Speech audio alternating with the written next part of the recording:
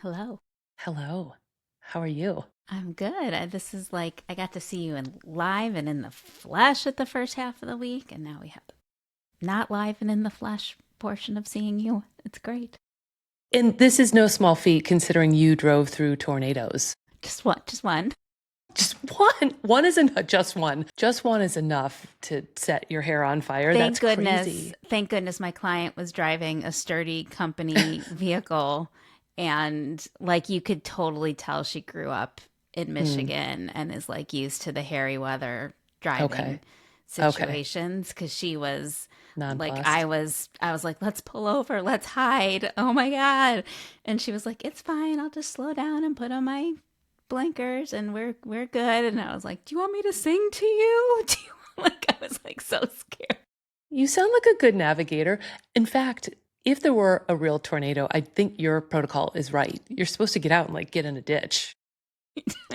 But when it's pouring rain out too, like, We couldn't even see, we didn't, this doesn't have to be the weather podcast, but we honestly didn't know what was safer because it was the rain, there was pretty much zero visibility. mm, And there were a lot of trucks on the road, and it wasn't, the shoulder right. wasn't enormous. And so Hmm. it felt like it could be dangerous to be on the shoulder because there was not much visible, like Yeah, we could kind of, it wasn't hard 100%. to imagine a truck plowing into us while we were Yes. sitting there.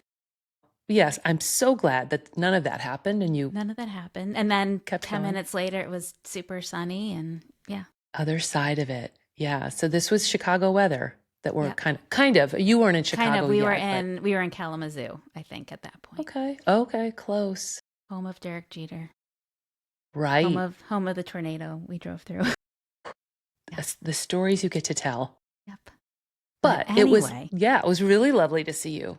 Really yes, good it was stuff. great. So we were, so I mean, for those who have been living under a rock or not listening to the podcast or reading our LinkedIn, we were at the inaugural Nimbus Innovation Summit. Is that the full correct name? Yes. Very good. Yes. I just like just this moment, I was like, oh, that's the II. Now I understand. Yes. Only took me And months. somebody asked me that during the group picture and we never got back to talking about it. So I also have been thinking about trying to get back to that moment of naming it. But yeah, There we go. influencer innovation. So it was 2 days in Chicago at the awesome Catalyst Ranch. Casey is sporting her Chicago Bulls limited edition cap. Feeling But fancy. it was great. It was I would say it was mostly brand. It was about 30 people, Hmm. mostly brands in the room. And then kudos to you. You brought in some of us crazy agency folk to Yeah.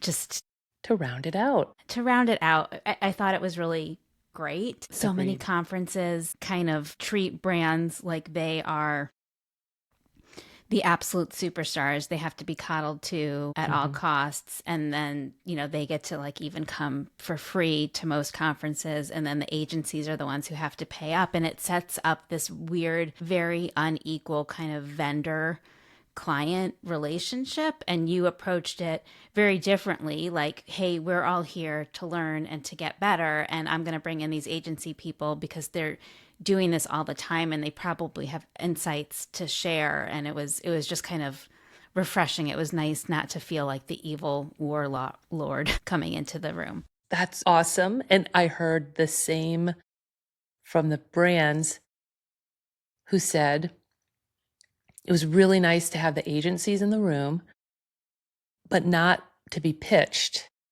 right? To know that we weren't being pitched, we could just let our guard down and information share and evolve and learn. So it turned out to be a really good dynamic, I Yeah. think, both ways. I So agree. what I thought would be really interesting to focus on for this episode is just some of the stuff that we heard and what people who are working on influencer marketing day in and day out, what they're concerned about, what they're struggling with, what they're talking about, all of that. But before we do that, I just wanted to take one little pivot because someone stopped me as I was kind of leaving, said he was so impressed with the relationship that you and I have and that I would Mm, do this for you.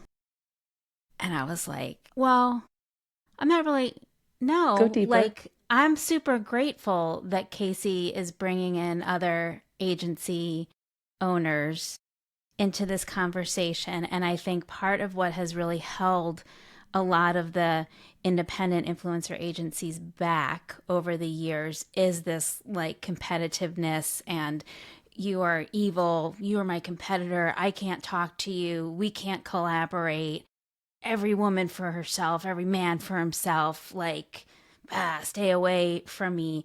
And I don't think other businesses or larger agencies work that way. And You mean I like an think it's insurance agency or a legal no, firm? or They're even not or like... even PR, like Richard Edelman. I don't even know if he golfs, but I'm sure he would go golf with like the head of Weber Shandwick or the head of Golan, and they would just, they not necessarily share trade secrets, but they could talk just about elevating the PR industry as a whole. And I've always felt like the influencer agency world is just a little bit, has been a lot more pissy than that, and very competitive and not collaborative. And so I don't feel like I'm doing you any kind of favor. I feel very lucky that you and I both are like, you know what? Like, this is only helpful for us to be talking to each other and elevating the space. And we learn from each other and we share things with each other. We don't feel obligated to. And we're always very like, you especially are always like, you don't have to answer this if you feel uncomfortable. Like, I don't know. Like, I think it's great. And I wish it wasn't seen as like some weird anomaly. And were they talking about this podcast or the event? I think both. Okay. You know, Danielle, you have been, my experience with you, our relationship spans, 15 years without you knowing it. So there's some truth to that in that I did approach. So back when I started and you started, there were 5 agencies that did this, right? I mean, we could probably still name who they are and what relics of them still exist in the world. So there were many years where it was like, I'm keeping my eye on you 4. And that obviously that time has passed, but fast forward in getting to know you, you have educated me on this philosophy. So I think it is unique to you in some way, in a great way, that you're open and you're generous and that you do feel, to maybe be cliche, that the rising tide floats all boats. But I have felt the same from you. It is helpful. It is nice to hear from other, and I got this from the agency owners in the room at Nimbus. So nice to hear from each other and know, in fact, everybody in the room said the same thing. It's so nice to know we're not alone in whatever our challenges are. So I thank you for that. So you are doing something for me, but I wouldn't say like it's a burden on you. It's just you're a guidepost or like a North Star in the industry of let's all get together and suss it out and talk to each other and have a podcast with a quote unquote competitor. Yeah. Where we're most of the time laughing at ourselves or debunking industry stuff. Like we said at Nimbus, we're trying to find something to disagree about, you and I, on this podcast. Not going to happen. Something we'll keep controversial. trying. Right. So I was thrilled you were there. And you were the one that broke my walls down around bringing agencies into Nimbus, which I'm grateful for. If you allow me like a little moment to think back a year ago when I was planning through all of this, this had never happened in the industry before. So I have carte blanche. I have a fresh canvas to create. And so whatever I thought of last year at this time has totally been revamped in that year's time. And one of those things was, no, this has to be just my event as an agency owner. I'm the expert, da, da, da. And then I won't give the nitty gritty details, but you found out about it. You're like, I'm so excited. And I was like, Oops. You are? Oops. You're not invited. You were. After that, you got invited. But it was great because you put I had no idea that other agency owners would care, right? So that was my own blinders about it. And you did care. And the agency cohort came out strong. Like that was the cohort that was really like, yes, we're all in on this. So you were the leader, the first mover, and the leader for the industry there too. So I appreciate that. Well, it all worked out. So that's great. Yeah. And I got to meet people I somehow hadn't met before who are awesome. And yeah, it was good. Do you remember, sorry, do you remember your early days of your agency and maybe your Edelman work where we knew everybody by their Twitter handle? Yes. And so you'd go to a conference and you'd be like, there's Fuji Mama. Yeah. Or there's the Wicked Noodle. Yeah. You just reminded me of that, where you're like, oh, I got to like meet and see people. Now we do know their real names because we're now all on LinkedIn. Right. Right. But wasn't that wild to be like people say to me, oh my gosh, you're so tall. I'm like, yeah, that doesn't translate when I'm sitting in front of a screen. But it's fun to put names and faces and the right people. Oh, it was so much the right people. It was great. It was great. So, okay. So the main topic that I wanted to go through was just what we were hearing in the space, what people were, just kind of worrying about, curious about, struggling with. I think one of the biggest, probably the conversation that felt the most like people wanted to like just get all the information and had so many questions. Two of them, I think, one, pricing, and two, measurement. Compensation for sure, because we had a panel about that, a last minute panel was like, that you and your client yeah, were we on. did. I mean, yes, there was a dedicated panel, but I feel like there was just that like a through thread. The questions at the panel and just the eyes all staring at us and the intensity of the questioning, it just felt like, wow, this is really a thing that it was elevated. with. It wasn't like, we're going to have a discussion about this now. It was every time it veered toward compensation and pricing, everybody was like, hold on, let's listen. What are we going to pick up in this hour that we didn't in the last hour? Right. Something to unlock the angst maybe around it. Yeah. Do you think we got there at all? Like, were there any ahas around pricing that you came away with?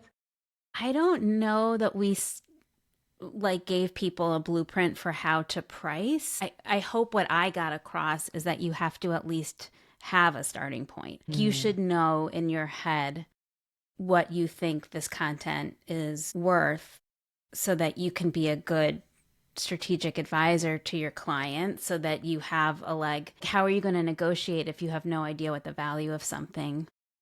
Do you mean you as an agency, or the creators, influencers should have that metric?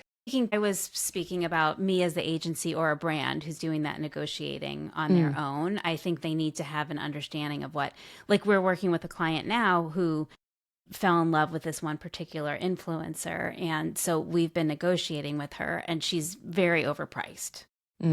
She just is. Like, we know what her reach is. We can see the quality of her content. It is very high quality, but we could get comparable. Yeah. I mean, obviously they're not exactly her, and sure, people have their own like je ne sais quoi, but like we could get comparable influencers for quite a bit less.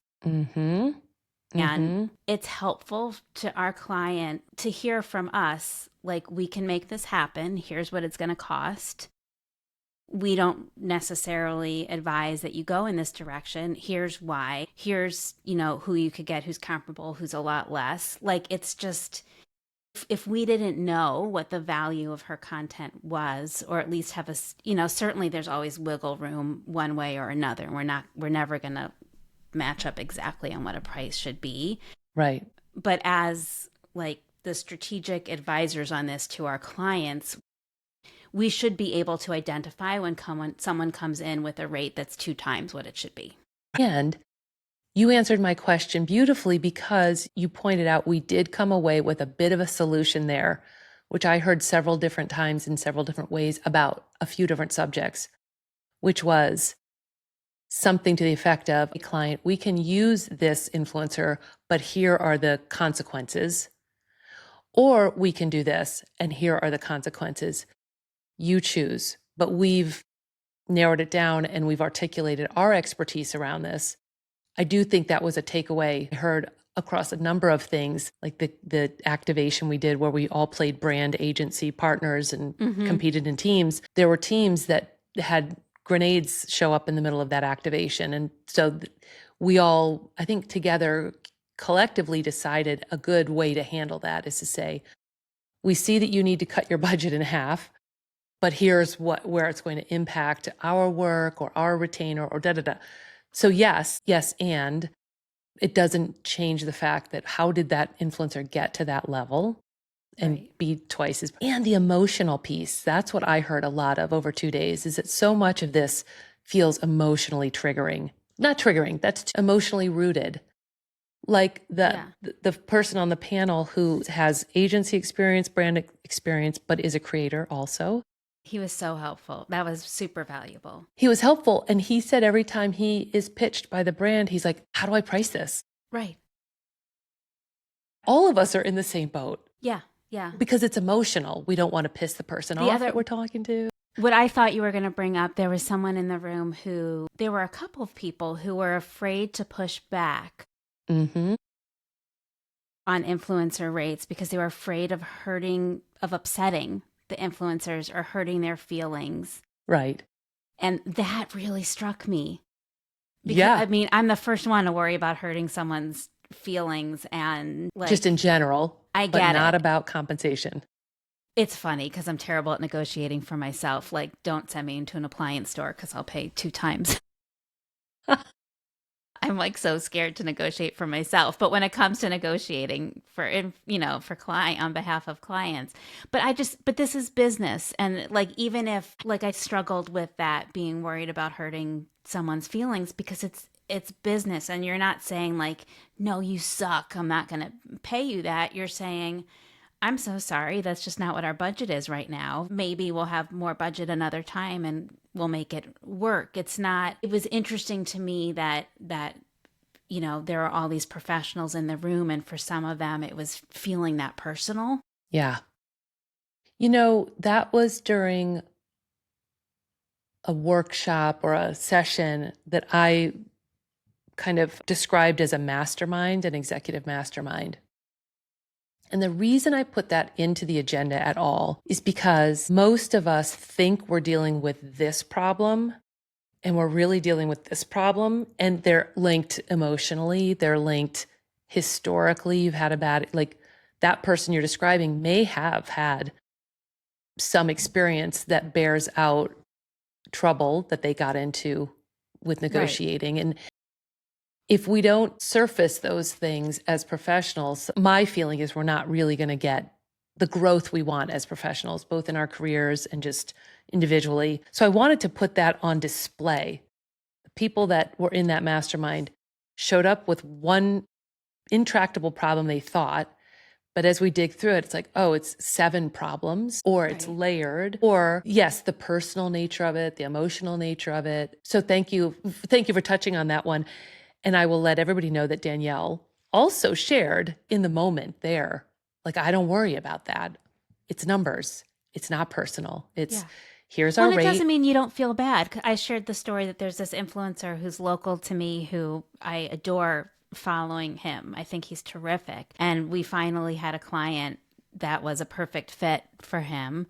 And we pitched him on it. And our rate was 1/2 to 1/4. 1/4 to 1/2 of what he usually gets. And I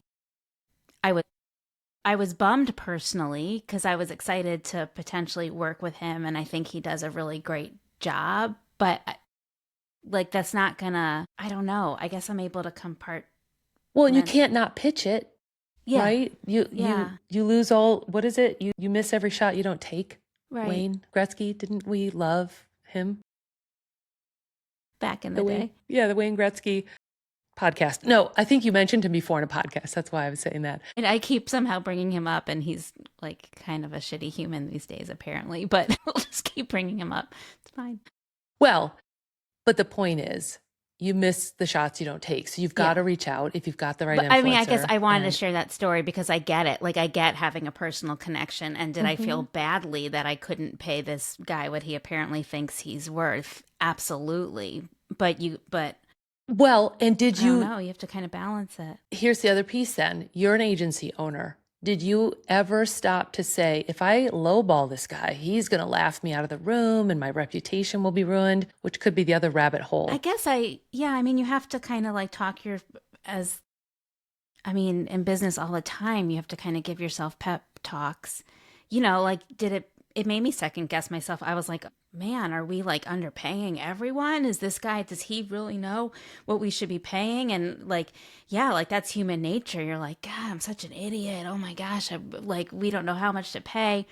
But then, I talked to other people in my agency and they're like, oh no, we have like 5 amazing people who are all also a great fit, who are all happy with the rate that we're providing. Like he's Mm-hmm. just special. Right. And you're not mad at him. It doesn't sound like that No, he's I double mean, or quadruple. a little annoyed that he wouldn't do it, Wiggle room but I'm not. for the He's shirtless not my gardening. friend, and I am not mad at him. Right. He owed you nothing along those lines. 0. Okay, Yeah. here's another question about that particular topic. Do you think it's tricky when agencies or brands do feel nervous about this? They do factor in, maybe people won't like me, maybe da da. Do you think that impacts our industry at all as far as negotiating best practices? Do you think it starts to put some, like it made you doubt yourself a little bit? Does it put us on, are we walking on, what is it, walking on eggshells? I don't know that that's unique to our industry, though. I mean, I think it might be just a marketing agency thing. There's always going to be talent brought in because someone working on the account loves that person and is a super fan, and they're probably going to get paid more than they probably warrant just because someone wants to meet them and hang out with them on the commercial shoot or whatever it is. Like, I don't know. Yeah. I think in any industry where the commodity is humans, I was there's just just a about to lot say of, that. Like, there's a lot of weird wiggle room and stuff yeah, that quirks. happens. Yeah. Okay. I was surprised, or I'm noting, I don't think it's surprising. I'm noting how many people in our industry seem to feel a little stuck, a little inside of organizations that they feel they are compelled to change because they're part of this new wave of marketing. New wave meaning Yeah. influencer being bright, shiny There were a thing. lot of young, super smart executives who were working for some small companies, but some pretty big companies who had a ton of responsibility on their plate. Didn't seem like they necessarily had a ton of support from Mm-hmm. up above, and were kind of being tasked to do a ton with very little from a resources perspective. Yes. Not having the software they need to succeed, not having the budgets that they need to succeed, not having someone above them who knows what they're doing. Like you might bring in someone in their 20s to be handling influencer marketing, and they're reporting to a marketing veteran who doesn't get it or know it. And so It'd be corporate communications, you which don't is have a so different. mentor at your place of business, and that, like, man, that feels super lonely. So again, how amazing it was that they had this place to come, this event to come to kind of commune with others and share those best practices and learn from people who've been doing it a long time. Because that's what I saw a lot of. I saw a lot of young people who felt very overwhelmed, very not supported at work, and all trying to kind of boil the ocean with a teaspoon and a lighter. Right. And so that got me to thinking about our industry right now and the tariffs that were announced yesterday and what the job market has looked like for a while now. And it occurs to me, as much as everybody in that room loves influencer marketing, and I believe when you love it like we do, we really think it's like the cat's pajamas, like the bee's knees. Like it is the greatest industry in some ways. It's fun, it's creative, it's sexy. We definitely unpacked a lot of not sexy realities and challenges and day-to-day conundrums and whatnot. But more than ever, I love that happened for all of us, to reignite our inspiration inside of our jobs, wherever we are. Because I don't think being burned out or frustrated or lack of resources is in any way enough reason to leave a job these days, right? I just don't think the Yeah. job market will bear that out. There's nothing else out there. Nope. And I think if you're going to have to stay at a job right now, you should have job satisfaction. I think we went toward that a little bit more, like people getting the support they needed or some wisdom or some, I had never thought of that kind of perspective. Mm-hmm. And then the third piece being, because I'm lining this up for my own kind of like, content job security, job satisfaction, and job synchronicity. That if you're going to be moving, if you're going to lose your job, if you're going to find yourself out there, I do believe the people that came away with some tools and resources that make them more employable, more hireable, or more advocates for this industry, instead of feeling adrift or feeling like I'm downsourced and resourceless and isolated in this role. That's my hope, is that there was a little progress in each of those buckets for people, which I didn't plan the event to be that serious in that way. Like the job market suddenly stinks. And what are we doing about it? I meant it more to be connection and innovation. And I think it was. And now people who I think came into it feeling like they were an island and very alone now have others they can reach out to. And that happened like on if brand that's the and only agency thing. side. Oh, yeah. Yeah.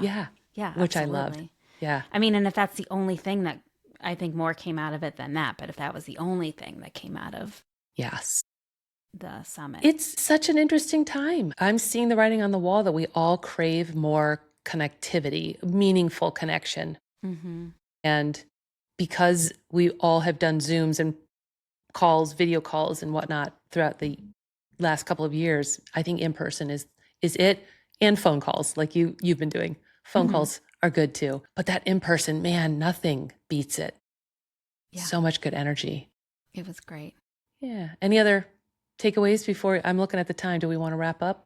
We probably should wrap up soon. I'm trying to think. I keep thinking about the lunch I had on the first day. I loved that we got to go. We were in the West Loop of Chicago, which is kind of just this. There's so many restaurants in that area. So we had like over an hour and a half each day to just go off and find lunch with a group of our choosing. And the first day we went to Au Cheval, is kind of a well-known restaurant in Chicago, known for their burgers, but they had this dish on the menu that I couldn't resist. It was foie gras and eggs, and it was so good.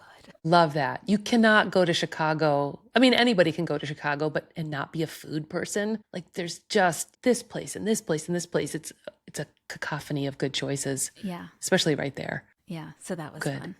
And you know what? You also helped me reinforce there was a good agenda, but I was trying to space things so that there was plenty of time to actually connect in the downtime and not be super scheduled. And even the last half of the second day, I did not expect people to stick around like they did. It was great. And I will plan differently next time with some of the details because people stayed and it was awesome. Yeah. Yeah. No, it was great. Well, good thank job. you. Good job. Yay. October. Okay. We're doing it again in October. Yes. I thought you were saying it is October now. I'm like, no, it is. I think it's April. Let's have a little bit of spring.